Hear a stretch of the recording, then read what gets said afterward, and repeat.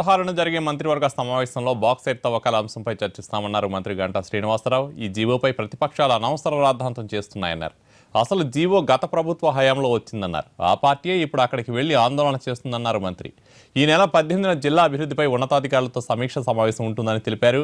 December 25 నుంచి విశాఖ అరకు ఉత్సవం నిర్వహిస్తామన్నారు మంత్రి గంటా. క్యాబినెట్ ఉంది 16 క్యాబినెట్లో కూడా ఈ బాక్సైట్ సంబంధించిన కూడా డీటెయిల్డ్గా డిస్కస్ చేస్తాం. అయితే ఇక్కడ ఒక్క విషయం మాత్రం మనందరూ కూడా గమనించాల్సిన అవసరం ఉంది. ఈ బాక్సైట్కు సంబంధించి అనుమతులు ఇచ్చింది గతంలో కాంగ్రెస్ ప్రభుత్వంలో వైఎస్ఆర్ రాజశేఖర రెడ్డి గారు ముఖ్యమంత్రి ఉండగా ఆయన అనుమతులు ఇచ్చారు. ఈరోజు మళ్ళీ అదే పార్టీ నుంచి వాళ్ళు వెళ్ళి దీని మీద ఆందోళన చేస్తామంటున్నారు.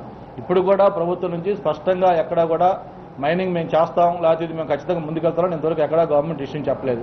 వెల్ఫేర్ స్కీమ్స్ వీటిలన్నిటికి సంబంధించి ఒక కాంప్రహెన్సివ్ రివ్యూ ఒకటి చేయాలనుకుంటున్నాం. నిత్యావసర ధరల పెరుగుదలను నిరసిస్తూ విశాఖ కలెక్టరేట్ ముందు ఆందోళనకు దిగారు మహిళా కాంగ్రెస్ నేతలు. నగరంలో వినూత్న రీతిలో ర్యాలీ నిర్వహించారు. రాష్ట్ర ప్రభుత్వం బ్లాక్ మార్కెట్ వ్యవస్థను ప్రోత్సహిస్తుందని ఆరోపించారు మహిళా నేతలు. వీరి ఆందోళనకు మాజీ మంత్రి బాలరాజు, మహిళా సంఘాలు సంఘీభావం తెలిపారు.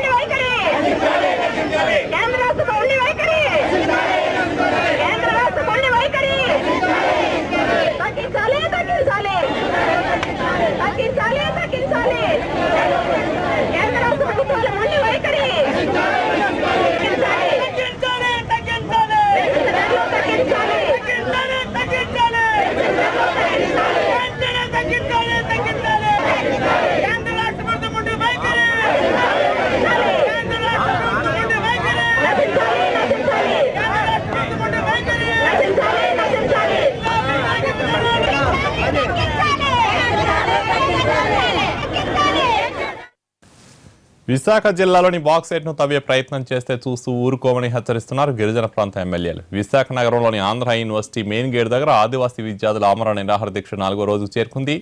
ఈ సందర్భంగా పాడేరు ఎమ్మెల్యే గిడ్డి ఈశ్వరి, అరకు ఎమ్మెల్యే కిడారి సర్వేశ్వరరావు దీక్షా శిబిరాన్ని సందర్శించారు.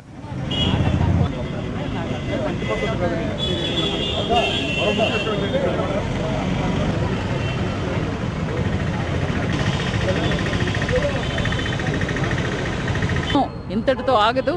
ఇప్పటికే చంద్రబాబు నాయుడికి గుర్తెరగాలి. ఎందుకంటే మొత్తం విశాఖ మన్యంలో 11 మండలాల్లో ఉన్నటువంటి ప్రతి ఒక్క గిరిజనుడు బాక్సైట్ తవ్వకాలు విరుద్ధంగానే పార్టీలకు అతీతంగా, సంఘాలకు అతీతంగా, వ్యక్తులకు అతీతంగా ప్రతి ఒక్కరూ ఉద్యమం చేస్తూనే ఉన్నారు.